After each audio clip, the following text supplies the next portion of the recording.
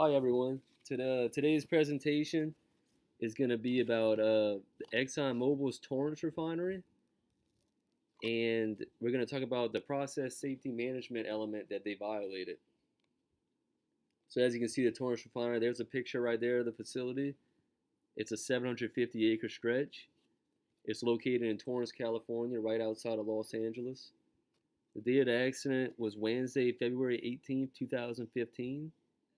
And my name is Peyton G, and this is for SATC 420 Module 5, and I'll be your presenter. So, quick overview of the accident. An explosion occurred at the ExxonMobil Torrance, California refinery's location on February 18, 2015 due to OSHA's process safety management elements consisting of operating procedures being violated. There was a weakness in ExxonMobil's process safety management system that resulted in the explosion. The expander was violently vibrating, so the FCC unit was put on standby, or also known as safe park mode. And during this time, the catalyst slide valves that were supposed to shut the valve to in between the hydrocarbon side and the air side FCC unit, but the slide valve was not able to do so because it was corroded due to 6 years of operation and did not provide a barrier, which also too, you're not supposed to use control valves as a block barrier, although some companies do try to do that. That's not typically what you're supposed to do because some of the flow can get past it, which will therefore damage the valve. The failure allowed hydrocarbons to reach the ESP, creating an ignition source, which that's like an electrical tank, and it was able to create an ignition source because it mixed with the air side and the flammable hydrocarbons went into the ESP, thus creating the explosion. There was no way for the hydrocarbons to flow back up after they had ran their operating procedure that they thought would work, and it mixed with the air in the ESP, creating an ignition source, thus resulting in an explosion, which I just described. So moving on, these are the 14 OSHA's process safety management system elements. There's employee participation, process safety information, process hazard analysis, training contractors, pre-startup review, mechanical integrity, hot work permit, management of change, incident investigation, emergency planning and response, compliance audits, and trade secrets. And the main one that they violated was operating procedures. So operating procedures were at issue due to the variants they used not being safe enough for operating procedures. They went ahead and used the variants that they used.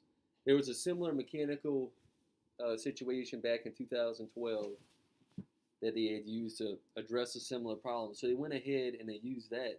But the problem was in 2012 it worked, but in 2015 the safeguards weren't up to ability to prevent it from happening. They did not take into account whether the flow rate was effective enough to prevent the flammable hydrocarbons from flowing into the reactor. The equipment was out of date for safe operating procedures, which led to safety valve failing and preventing the explosion from occurring. The 2012 procedure they used was not sufficient enough for the 2015 operation. ExxonMobil did have the safety instrumentation to detect flammable hydrocarbons flowing into the ESP, and they allowed opening process equipment without conforming to refinery standards. Some of the lessons learned is always identify safe operating limits for all modes of operation, not just normal operating procedures. Verify and get approval for a variance before use.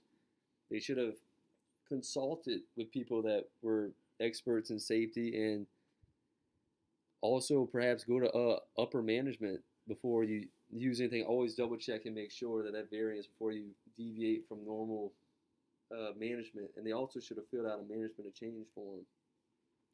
Schedule and perform maintenance of safety critical equipment regularly. Consider all modes of operation. Management of change procedures needed when making changes to operation. Control valves should not be used as block valves. Evaluate FCC units to see whether sufficient safeguards to prevent an ESP hydrocarbon explosion from occurring. So to conclude, the incident was preventable.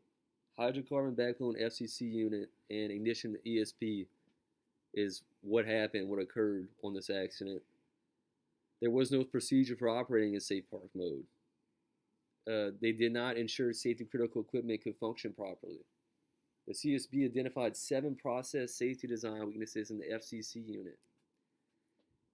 And obviously, as said before, the catalyst slide valve could not isolate the hydrocarbon side and air side of the FCC. And this is my citation. It was on the CSB.gov. It was the report on the ExxonMobil refinery explosion.